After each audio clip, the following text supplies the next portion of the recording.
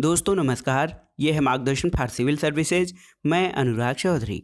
दोस्तों आज की वीडियो में हम सॉल्व करेंगे मध्यकालीन भारत के इतिहास से संबंधित महत्वपूर्ण प्रश्नों का भाग 2, जिसमें हम दिल्ली सल्तनत गुलाम वंश से संबंधित महत्वपूर्ण प्रश्नों को सॉल्व करेंगे।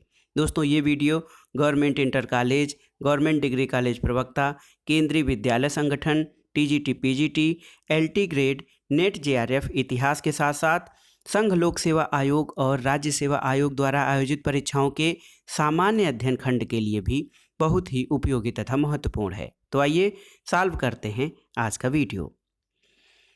दोस्तों आज का जो वीडियो है उसका पहला प्रश्न देखते हैं। दिल्ली में गुलाम वंश की नींव किसने डाली थी, आपको बताना है। ऑप्शन है मोहम्मद गोरी, कुतुबुद्दीन ऐबक, इल्तुतमिश या बलबन। तो सही उत्तर है दोस्तों, दिल्ली में गुलाम वंश की नींव कुतुबुद्दीन ऐबक ने डाली थी और 1206 ईस्वी से 1290 ईस्वी तक दिल्ली सल्तनत के सुल्तान गुलाम वंश के सुल्तानों के नाम से प्रसिद्ध हुए थे। इनका संस्थापक कुतुबुद्दीन ऐबक था। दोस्तों ये एक वंश के नहीं थे, वे सभी तुर्क थे और उनके वंश पृथक पृथक थे। साथ ही वे स्वतंत्र माता पिता की संतान थे। इन सुल्तानों को गुलाम वंश के सुल्तान कहने के स्थान पर प्रारंभिक तुर्क सुल्तान या दिल्ली के ममलूक सुल्तान कहना अधिक उपयुक्त है। अगला प्रश्न है, भारत में दास राजवंश की स्थापना किसने की थी, आपको बताना है। तो सही उत्तर है, भारत में दास राजवंश की स्थापना कुतुबुद्दीन ने की थी। ऑप्शन बी आपका सही उत्तर है। अगला प्रश्न है दोस्तों, मोहम्मद गोरी की मृत्यु के बाद कुतुबुद्दीन ऐबक ने भारतीय प्रांतों पर शासन किया और एक राजवंश की स्थापना की, जिसका नाम क्या था। तो सही उत्तर है, ये राजवंश था गुलाम वंश। दोस्तों भारत में गुलाम वंश का प्रथम शासक कुतुबुद्दीन ऐबक 1206 से 1210 ईस्वी था। वह ऐबक नाम तुर्क जनजाति का था और बचपन में उसे निशापुर के काजी फखरुद्दीन अब्दुल अजीज कुकी ने एक दास के रूप में खरीदा था। काजी ने उसकी उचित ढंग से देखभाल की और सभी शिक्षाओं में पूर्ण कराया। ऐबक बचपन में ही अति सुरीले स्वर में कुरान पढ़ता था, जिस कारण वह कुरान ख्वां के नाम से प्रसिद्ध हुआ। बाद में वह निशापुर से गजनी लाया गया, जहां उसे गोरी ने खरीद लिया और अपनी प्रतिभा, लगन और ईमानदारी के बल पर शीघ्र ही ऐबक ने गोरी का विश्वास प्राप्त कर लिया। गोरी ने उसे अमीर ए आखूर के पद पर प्रोन्नत कर दिया और यहीं से उसके जीवन का नया अध्याय प्रारंभ हुआ। दोस्तों देखिए, उसने अपना राज्याभिषेक गोरी की मृत्यु के 3 माह बाद जून 1206 में कराया और ऐबक ने कभी सुल्तान की उपाधि धारण नहीं की। उसने केवल मलिक और सिपह सालार की पदवियों से ही अपने को संतुष्ट रखा। गोरी के उत्तराधिकारी गयासुद्दीन महमूद से मुक्ति पत्र प्राप्त करने के बाद 1208 ईस्वी में ऐबक को दास्ता से मुक्ति मिली थी। अगला प्रश्न है दोस्तों, कुतुबुद्दीन ऐबक को दासता से मुक्ति कब मिली थी। तो सही उत्तर है 1208-9 ईस्वी में। 1208 और 1209 ईस्वी मिलाकर कुतुबुद्दीन को दासता से मुक्ति मिली थी। अगला प्रश्न है, कुतुबुद्दीन ऐबक ने किस स्थान से शासन का संचालन किया था। तो सही उत्तर है दोस्तों लाहौर। कुतुबुद्दीन ऐबक ने लाहौर से अपना शासन संचालन किया था। अगला प्रश्न है दोस्तों, सुल्तान कुतुबुद्दीन ऐबक की राजधानी क्या थी। तो सही उत्तर है लाहौर, क्योंकि अपने शासन का संचालन कुतुबुद्दीन ऐबक ने वहीं से किया था। अगला प्रश्न है, कौन सा शासक लाख बख्श के नाम से जाना जाता है, आपको बताना है। तो सही उत्तर है, कुतुबुद्दीन ऐबक को लाख बख्श के नाम से जाना जाता है। उदारता के कारण कुतुबुद्दीन ऐबक इतना अधिक दान करता था कि उसे लाख बख्श यानी लाखों को देने वाला के नाम से पुकारा गया।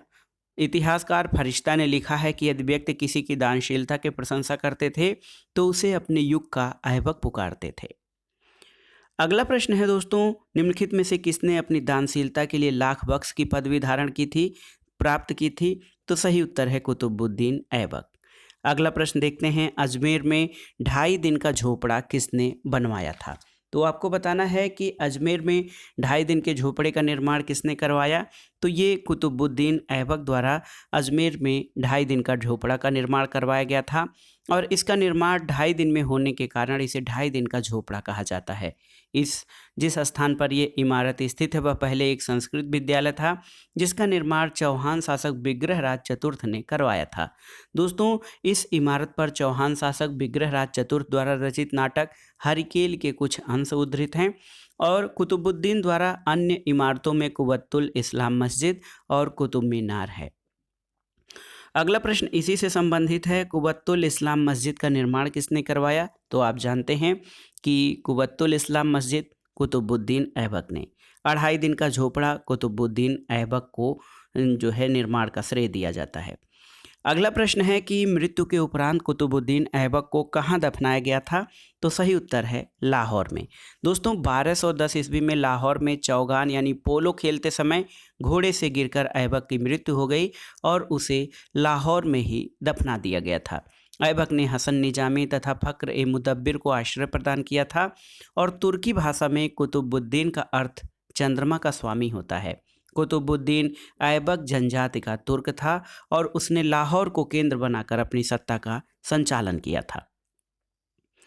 अगला प्रश्न है, देखिए बहुत ही महत्वपूर्ण है। दास राजाओं में सबसे महान किसे माना जाता है? तो शमसुद्दीन इल्तुतमिश। शमसुद्दीन इल्तुतमिश इसको दास राजाओं में सबसे महान माना जाता है। दोस्तों, देखा जाए तो दिल्ली का पहला सुल्तान इल्तुतमिश था। उसने सुल्तान के पद की स्वीकृति गौर के किसी शासक से नहीं बल्कि खलीफा से प्राप्त की थी और खलीफा ने इल्तुतमिश के शासन की पुष्टि उस सारे क्षेत्र में कर दी जो उसने विजित किया और उसे सुल्तान ए आजम की उपाधि दी थी। दोस्तों, इल्तुतमिश इल्बरी जनजाति का तुर्क था।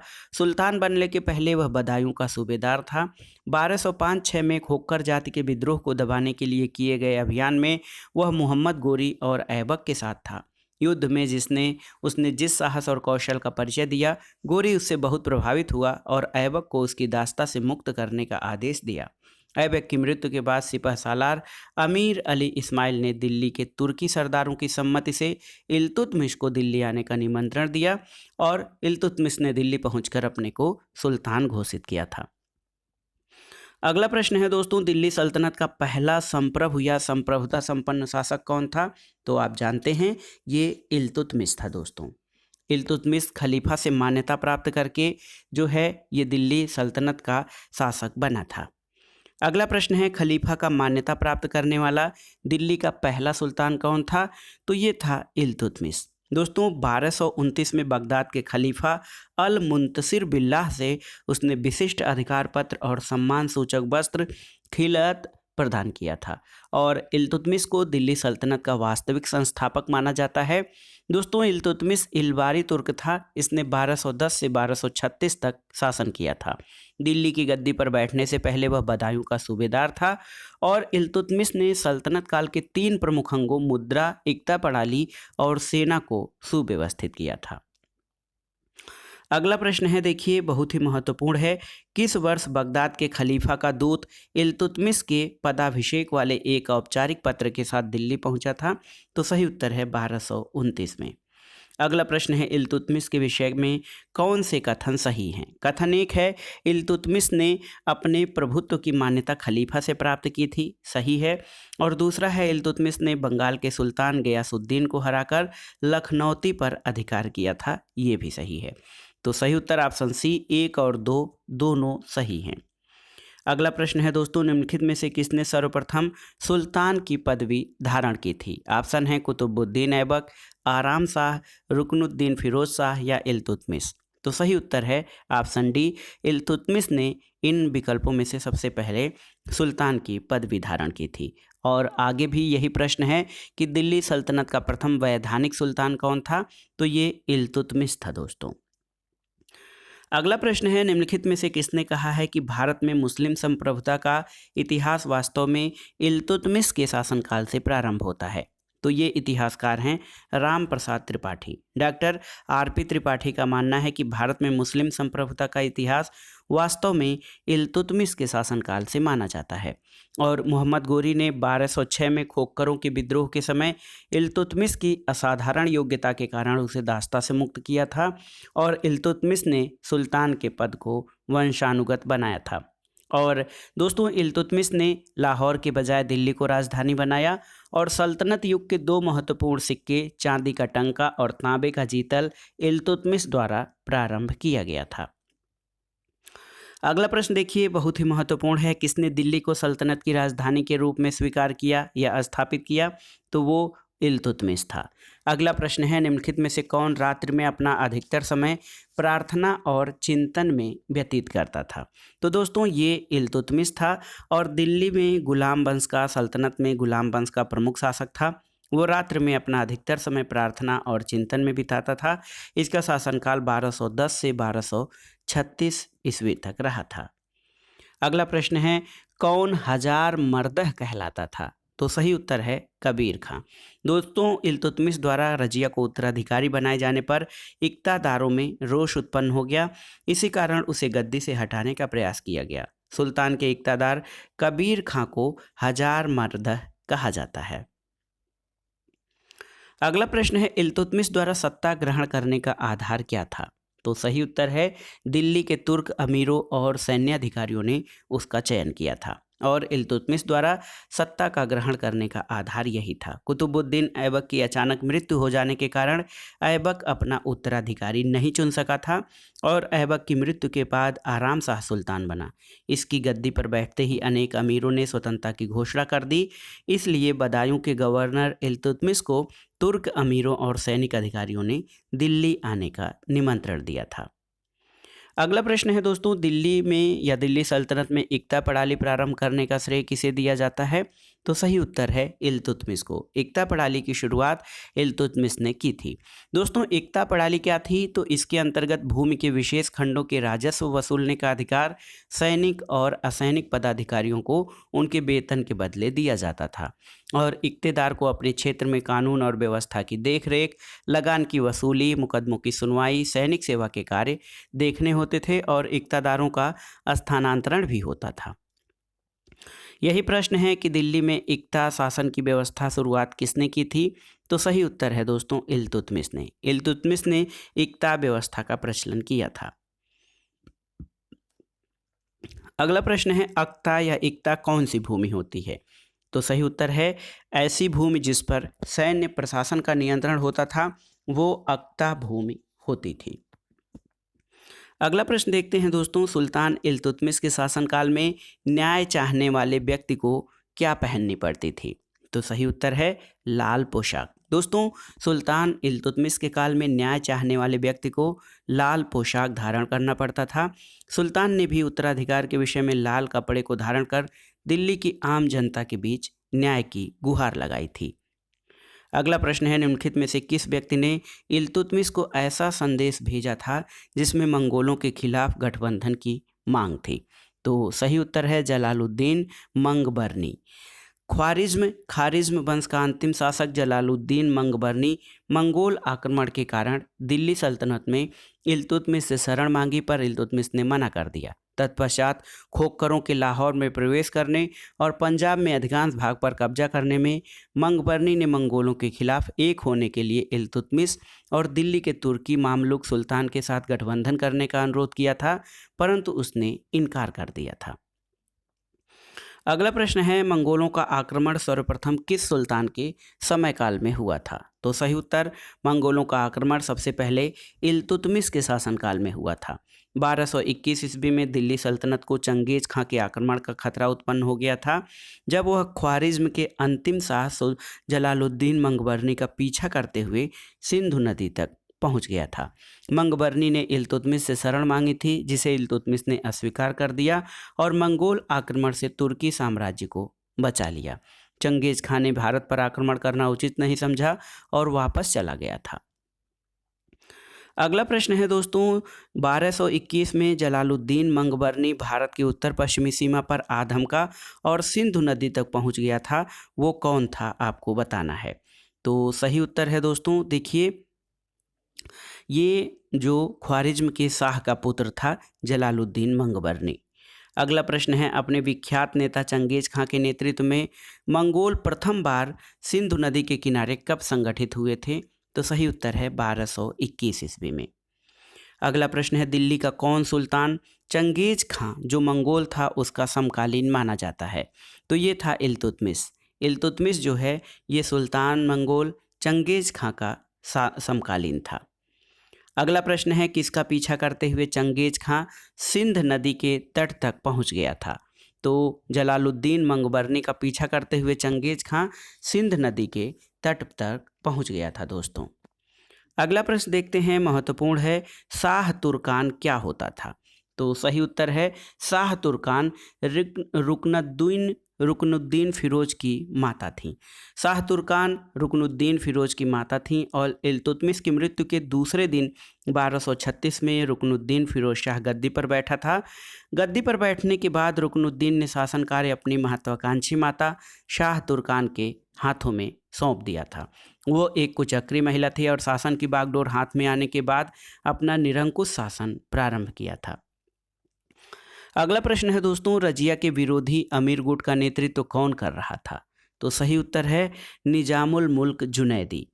दोस्तों आप जानते हैं कि दिल्ली सल्तनत की प्रथम महिला शासिका रजिया थी और वजीर निजामुल मुल्क जुनैदी ने रजिया की ताजपोशी का विरोध किया और विरोधी अमीरों के गुट का नेतृत्व किया, जिसमें मलिक अलाउद्दीन जानी, मलिक सैफुद्दीन कूची, कबीर खां अयाज और मलिक इजुद्दीन सलारी प्रमुख रूप से शामिल थे।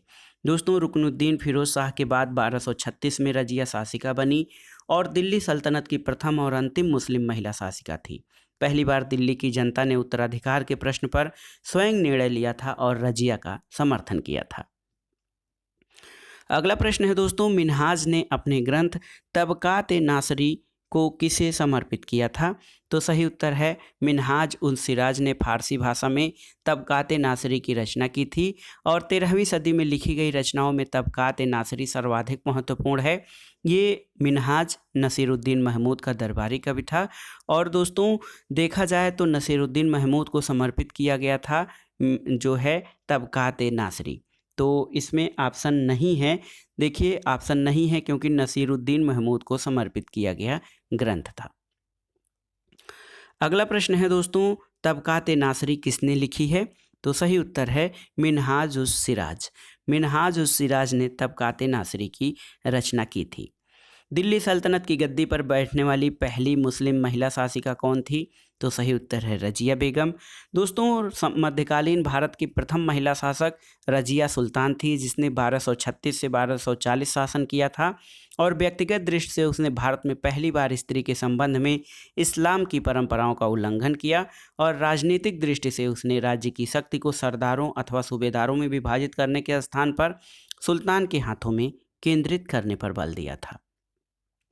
यही प्रश्न कई बार पूछा गया है कि मध्यकालीन भारत की प्रथम महिला शासक कौन थी? तो रजिया सुल्तान थी।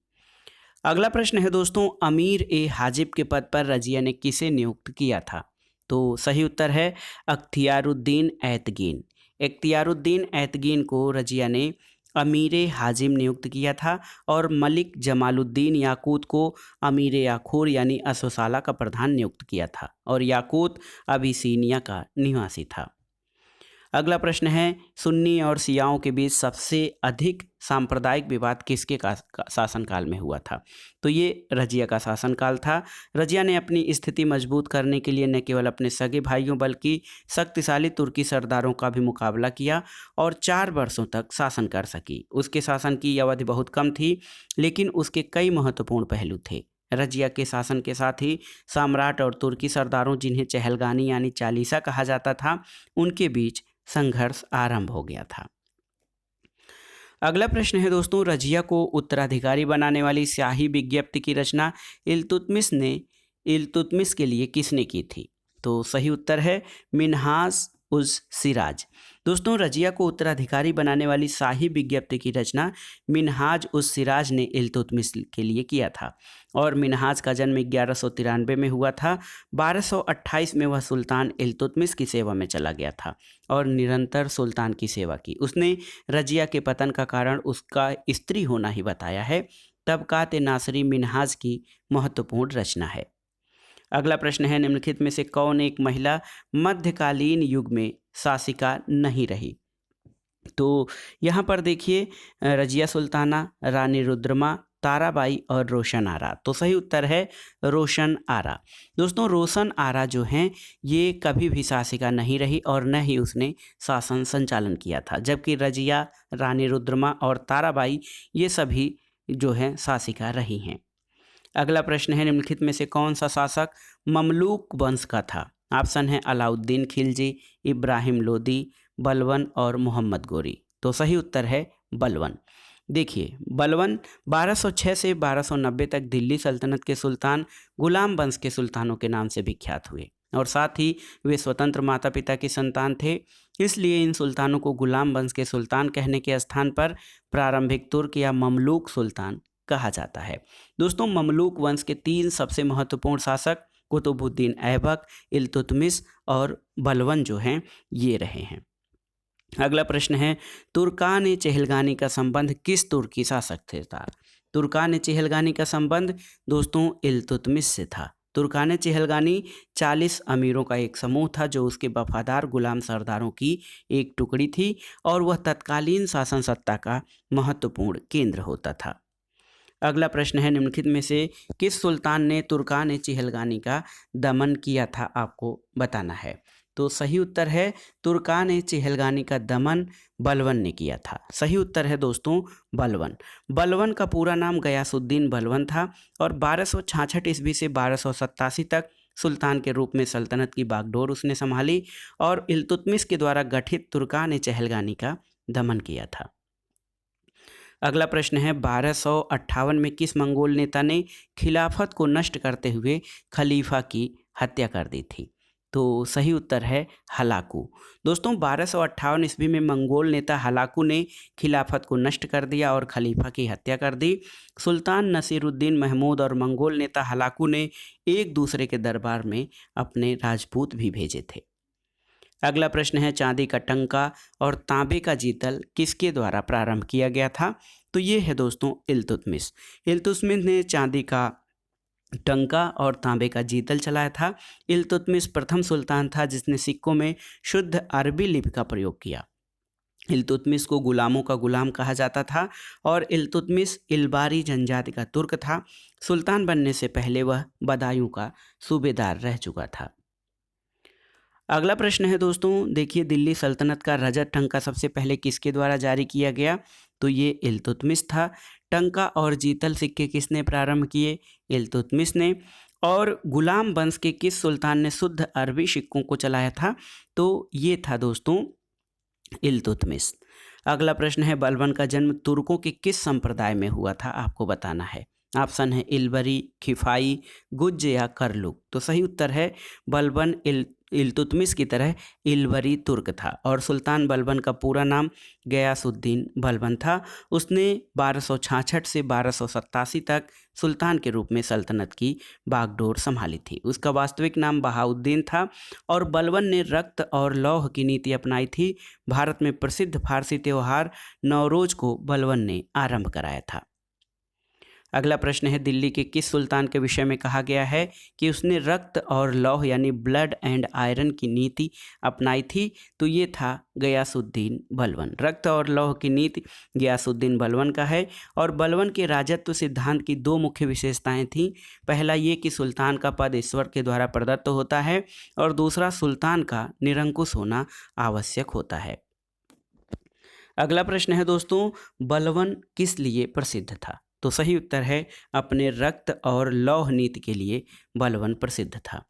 दिल्ली का प्रथम सुल्तान जिसने दरबार में गैर इस्लामी प्रथाओं का प्रचलन कराया था वो कौन था? तो सही उत्तर है बलबन। बलबन दिल्ली का प्रथम सुल्तान था जिसने दरबार में गैर इस्लामी प्रथाओं का प्रचलन किया। अपने दरबार के लिए बलबन ने एक बड़े सुल्तान के दरबार के अनुरूप नियम बनाए और उन्हें कठोरता से लागू किया था। अगला प्रश्न महत्वपूर्ण है। ईरानी त्यौहार नवरोज का प्रचलन किसने प्रारंभ किया? तो सही उत्तर है गयासुद्दीन बलबन ने नवरोज त्यौहार जो कि ईरानी या फारसी त्यौहार था उसको प्रारंभ करवाया। जिल अल्लाह जो राजाधिकार संबंधी अवधारणा है किससे संबंधित है? तो दोस्तों जिल अल्लाह बलबन से संबंधित है और ये राजत्व की धारणा है।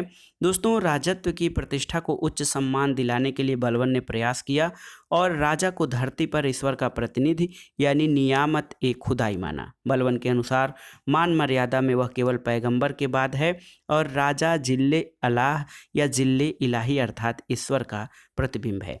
बलबन दिल्ली का पहला सुल्तान था जिसने राजत्व संबंधी सिद्धांतों की स्थापना की और उसने पुत्र बुगरा खां से कहा था, सुल्तान का पद निरंकुशता का सजीव प्रतीक है। अगला प्रश्न है, वह मामलुक सुल्तान जो राजत्व के दैवी सिद्धांत का पक्षधर था? तो ये था बलबन। अगला प्रश्न है, निम्न सुल्तानों में से कौन स्वयं को नायब ए खुदाई कहता था? ऑप्शन है इल्तुतमिश, बलबन, अलाउद्दीन खिलजी और गयासुद्दीन तुगलक। तो सही उत्तर है बलबन। दोस्तों बलबन राजत्व सिद्धांत के स्वरूप और सार फारसी राजत्व यानी ईरान के ससानी शासकों से लिया था। बलबन सुल्तान को पृथ्वी पर अल्लाह का प्रतिनिधि या नियामते खुदाई मानता था। अगला प्रश्न और इस वीडियो का आखिरी प्रश्न दोस्तों, किसने एक हाथी और नागौर की गवर्नरी के बदले सिंहासन से अपनी दावेदारी त्याग दी थी? तो सही उत्तर है किसलू खां। दोस्तों किसलू खां ने एक हाथी और नागौर की गवर्नरी के बदले सिंहासन से अपने दावेदारी को त्याग दिया था। तो दोस्तों ये था आज का वीडियो जिसमें आपने दिल्ली सल्तनत गुलाम बंद से संबंधित महत्वपूर्ण प्रश्नों को सॉल्व किया। मध्यकालीन भारत के इतिहास से संबंधित प्रश्नों का ये दूसरा वीडियो था। इसके अगले भाग में दोस्तों हम खिलजी वंश से संबंधित महत्वपूर्ण प्रश्नों को सॉल्व करेंगे। वीडियो आपको कैसा लगा हमें कमेंट बॉक्स में ज़रूर बताइएगा। वीडियो को लाइक करें, शेयर करें और इस चैनल मार्गदर्शन फॉर सिविल सर्विसेज को सब्सक्राइब करें। वीडियो देखने के लिए धन्यवाद दोस्तों। नमस्कार।